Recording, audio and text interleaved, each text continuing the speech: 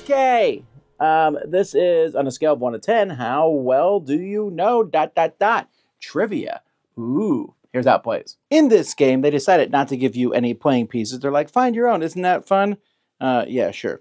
So anyway, you're going to be moving around this board. And when you land on one of these letters, C, D, K, S, the other team will draw a card. And then you say a number. So let's say mountains, for example. You say a number basically on how many spaces you want to move. Like, for example, number 10, what's the highest mountain in the Andes chain? I don't know what that is. The answer is Aconcagua. If I did question 1, is Tahiti, Nepal, or Trinidad and Tobago home to some of the world's highest peaks? And you pick one of those. Or 2, which is harder than 1, if you go to Tokyo, Japan, can you climb Candy Mountain, Mount Fuji, or Mountain Dew? So Nepal is the answer for the first one.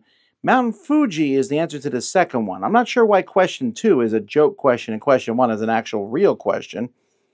What's the highest peak in Africa? How many? And then, so here's about flowers, Star Trek. So anyway, you move. If you ever land on one of these spots here, there's a challenge. So this might say, give either the year or the location of the following Winter Olympics. You go 1 space for each correct answer. So 1998, the year, that is the year, or location. Oh, I see. You picked the thing for the Winter Olympics. 1998. What was it, 1998? Korea. Nope. Well, I didn't know any of that stuff. Well, anyhow, then when you get to the final spot, hurry up and win, you draw a random hurry up and win card. And it says, name 6 of the 12 Olympic gods. You only get 6 chances. And if you don't, well, you don't win.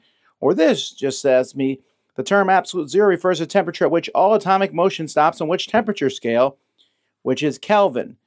One of these questions is not like the other. Anyhow, first here wins, and then everyone wins by putting the game away. So there's a lot of things I dislike about this. I'm giving this a 4 out of 10 because I hate it. Now, a 3 out of 10. I'm giving it a 3. I hate it even more. These cards, and so I went through these cards and asked them, so the question, the idea of going 1 through 10 is an interesting idea to some degree, but where are we going to argue? We're going to argue over how hard these 1 through 10s are. I mean, the ones are almost always stupid, like, is a human legally obliged to eat at McDonald's at least once per year? Why would I ever pick 1? I almost always know the number 2, and as you saw in the example I showed there, the number 2 was better than the number 1.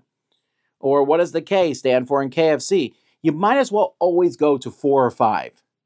It's just, but then, so whoever put these in order, so for example, what does the K stand for in KFC? Well, that's Kentucky, right? And a Chipotle symbol, a trumpet, chili pepper, chain of sausages. Oh, is a Chipotle symbol a trumpet, chili pepper, chain of sausages, or dog catching a frisbee? Well, that's trickier. But then number 5 is, how many states is Taco Bell present in? Why would you ask a question like that? I have no idea. My only thing would be, I guess, 50, right? And I turned it over and lo and behold, it was 50. But then, which country doesn't have a single Starbucks? Iceland, China, or Japan?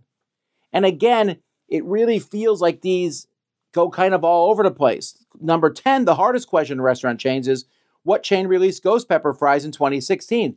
I know that answer, Wendy's. Not because I am a scholar on restaurant chains, but because I just happened to be in there in 2016 and get some ghost pepper fries. They're also the only place I know that made ghost pepper fries, which, by the way, aren't that high. And so when I go through these and I look at them, these numbers seem to be all over the place, so why does any of it really matter? Here's the classic board game one. Their question 1 is, what game is laid out on an operating table? But number 10 is, what does Hasbro mean? And I didn't know that. It stands for Hassenfield and the word brothers. But 7 says, which game was conceived by Canadians Chris Haney and Scott Abbott and has sold over 100 million copies since its first edition in 1981. Is that easier or harder than 10? I don't know. It just feels, the whole thing feels like they just put a bunch of questions on. They guess how much they were in order from 1 to 10. And then you move around this board. I spent more time talking about this than I should have. I know a lot of people really enjoy this game. I hate it, and I won't play it.